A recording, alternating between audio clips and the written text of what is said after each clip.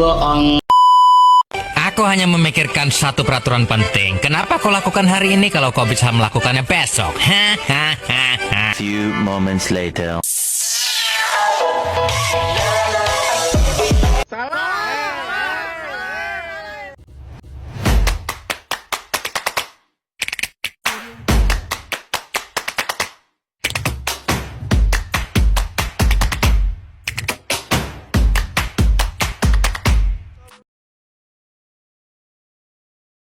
Assalamualaikum warahmatullahi wabarakatuh.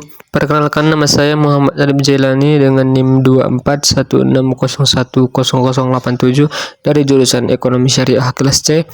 Pada kesempatan kali ini, saya akan mempresentasikan materi konsep hak milik dan alokasi harta dalam ekonomi Islam.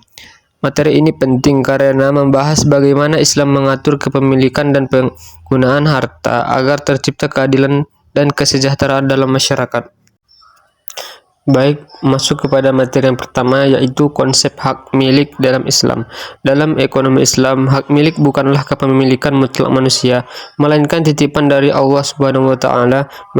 Manusia hanya sebagai pengelola atau khalifah. Hak dibagi menjadi beberapa jenis. Yang pertama, hak milik individu yang dimiliki perorangan, contohnya rumah dan kendaraan. Hak milik umum yang dimiliki bersama, contohnya jalan, air, sumber daya alam. Dan ada hak milik negara yang dikelola pemerintah untuk kesejahteraan rakyat. Artinya seseorang boleh memiliki harta tetapi tetap ada batasan syariah dalam penggunaannya. Materi kedua, kepemilikan dalam Islam. Islam mengakui adanya kepemilikan penuh, tetapi tidak bebas tanpa aturan. Kepemilikan terbatas karena ada kewajiban sosial seperti zakat. Harta tidak boleh diperoleh dengan cara riba, penipuan, ataupun korupsi. Jadi cara memperoleh harta harus halal dan penggunaannya juga harus benar. Ketiga, tujuan alokasi harta dalam Islam. Tujuan utama pengelolaan harta adalah mencapai kemaslahatan sesuai prinsip maqasid syariah, yaitu menjaga agama, menjaga jiwa, menjaga akal, menjaga keturunan, serta menjaga harta. Harta tidak boleh hanya untuk kepentingan pribadi, tetapi juga untuk kepentingan sosial. Keempat, kontrol penggunaan harta.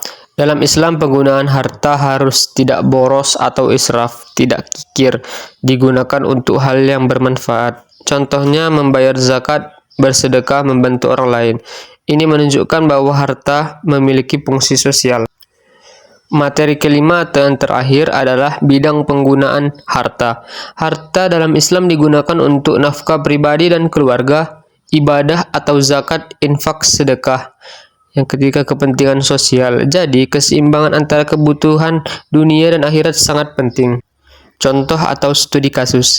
Misalnya seorang pengusaha muslim mendapatkan keuntungan besar. Dalam ekonomi konvensional, keuntungan itu bisa digunakan bebas. Namun dalam Islam, ia wajib membayar zakat. Dianjurkan bersedekah, tidak boleh menimbun harta. Dengan cara ini, kekayaan tidak hanya berputar di kalangan orang kaya saja. Analisis sederhana.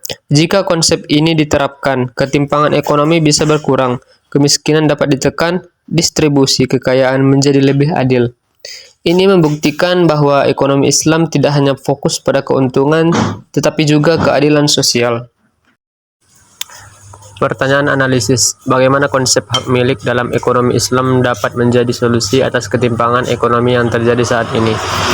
Konsep hak milik dalam Islam membatasi kepemilikan individu dengan kewajiban sosial seperti zakat, infak, dan sedekah.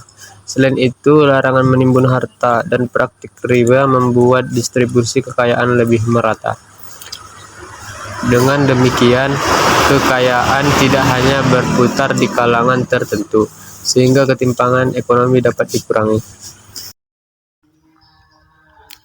Kesimpulannya, konsep hak milik dalam ekonomi Islam menekankan bahwa harta adalah amanah dari Allah. Oleh karena itu, penggunaannya harus sesuai syariah dan memberikan manfaat bagi diri sendiri maupun masyarakat.